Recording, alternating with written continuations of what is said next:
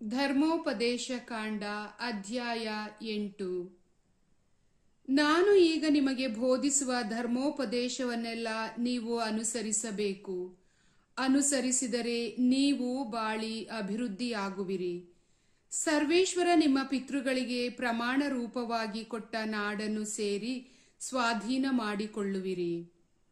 ನಿಮ್ಮ ದೇವರಾದ ಸರ್ವೇಶ್ವರ ನಿಮ್ಮನ್ನು ಈ 40 ವರ್ಷ ಮರುಭೂಮಿಯಲ್ಲಿ ನಡೆಸಿದ್ದನ್ನು ಹಾಗೂ ನೀವು ಅವರ ಆಜ್ಞೆಗಳನ್ನು ಕೈಗೊಳ್ಳುವವರೋ ಅಲ್ಲವೋ ಎಂದು ತಿಳಿದುಕೊಳ್ಳುವುದಕ್ಕೆ ನಿಮ್ಮನ್ನು ಕಷ್ಟಕ್ಕೆ ಒಳಪಡಿಸಿ ನಿಮ್ಮ ಮನೋಭಾವವನ್ನು ಪರೀಕ್ಷಿಸಿದ್ದನ್ನು ನೆನಪಿಗೆ ತಂದುಕೊಳ್ಳಿ.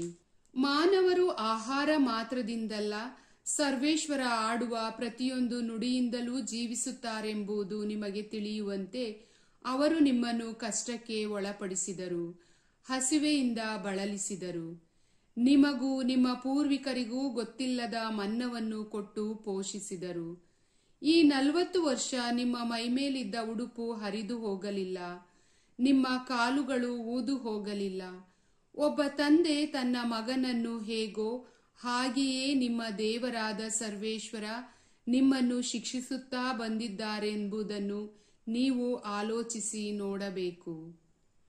ಅವರ ಆಜ್ಞೆಗಳನ್ನು ಅನುಸರಿಸುತ್ತಾ ಅವರು ಹೇಳಿದ ಮಾರ್ಗದಲ್ಲೇ ನಡೆದು ಅವರಲ್ಲಿ ಭಯಭಕ್ತಿ ಉಳ್ಳವರಾಗಿರಬೇಕು.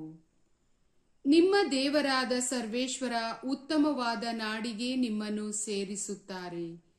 ಆ ನಾಡಿನ ಹಳ್ಳಗಳಲ್ಲಿ ನೀರು ಯಾವಾಗಲೂ ಹರಿಯುತ್ತಿರುತ್ತದೆ. ತಗ್ಗುಗಳಲ್ಲಾಗಲಿ ಗುಡ್ಡಗಳಲ್ಲಿ ಆಗಲಿ ಎಲ್ಲಾ ಕಡೆಯೂ ಬಾವಿಗಳಿಂದಲೂ ಬುಗ್ಗೆಗಳಿಂದಲೂ ನೀರು ಉಕ್ಕುತ್ತಿರುತ್ತದೆ. ಆ ನಾಡಿನಲ್ಲಿ ಗೋಧಿ, ಜವೆಗೋಧಿ, ದ್ರಾಕ್ಷಿ, ಅಂಜೂರ, ದಾಳಿಂಬೆ ಇವುಗಳು ಬೆಳೆಯುತ್ತವೆ. ಎಣ್ಣೆ ಮರಗಳು ಹಾಗೂ ಜೇನುತುಪ್ಪ ಸಿಕ್ಕುತ್ತವೆ. ನೀವು ಅಲ್ಲಿ ದುರ್ಭಿಕ್ಷವನ್ನೇ ಕಾಣದೆ ಸಮೃದ್ಧಿಯಾಗಿ ಉಂಡು ಯಾವ ಕೊರತೆಯೂ ಇಲ್ಲದೆ ಇರುವಿರಿ. ಆ ನಾಡಿನಲ್ಲಿ ಕಬ್ಬಿಣದ ಕಲ್ಲು ಸಿಕ್ಕುತ್ತದೆ. ಅಲ್ಲಿಯ ಬೆಟ್ಟಗಳಲ್ಲಿ ತಾಮ್ರದ ಗಣಿಗಳಿವೆ. ನೀವು ಹೊಟ್ಟೆ ತುಂಬ ಉಂಡು ಸುಖದಿಂದಿರುವಾಗ ನಿಮ್ಮ ದೇವರಾದ ಸರ್ವೇಶ್ವರ ನಿಮಗೆ ಇಂತಹ ಉತ್ತಮ ನಾಡನ್ನು ಕೊಟ್ಟಿದ್ದಕ್ಕಾಗಿ ಅವರನ್ನು ಸ್ತುತಿಸಬೇಕು.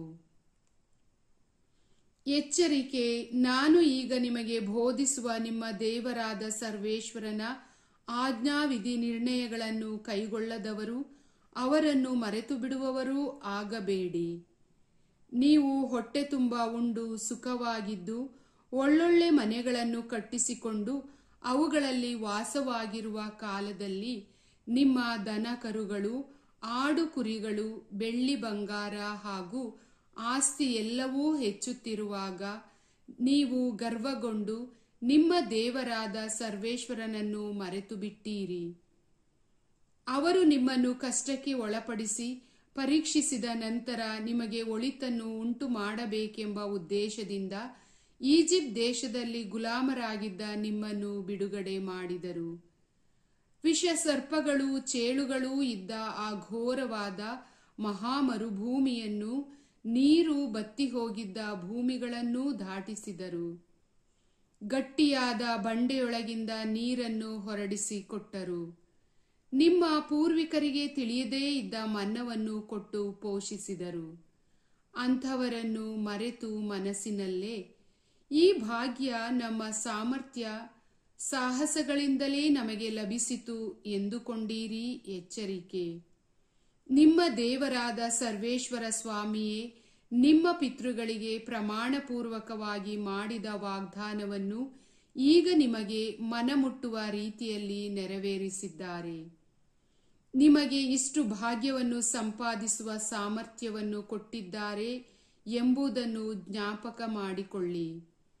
ನೀವು ನಿಮ್ಮ ದೇವರಾದ ಸರ್ವೇಶ್ವರನನ್ನು ಮರೆತು ಇತರ ದೇವರುಗಳನ್ನು ಅವಲಂಬಿಸಿ ಪೂಜಿಸಿದರೆ ನೀವು ತಪ್ಪದೆ ನಾಶವಾಗಿ ಹೋಗುವಿರೆಂದು ನಿಮ್ಮನ್ನು ಈಗ ಖಂಡಿತವಾಗಿ ಎಚ್ಚರಿಸುತ್ತೇನೆ. ನೀವು ನಿಮ್ಮ ದೇವರಾದ ಸರ್ವೇಶ್ವರನ ಮಾತನ್ನು ಕೇಳದೇ ಹೋದರೆ ಅವರಿಂದ ನಿಮ್ಮ ಮುಂದೆಯೇ ನಾಶವಾಗಿ ಹೋಗುವ ಅನ್ಯ ಜನಾಂಗಗಳಂತೆ ನೀವು ನಾಶವಾಗಿ ಹೋಗುವಿರಿ. ಪ್ರಭುವಿನ ವಾಕ್ಯ.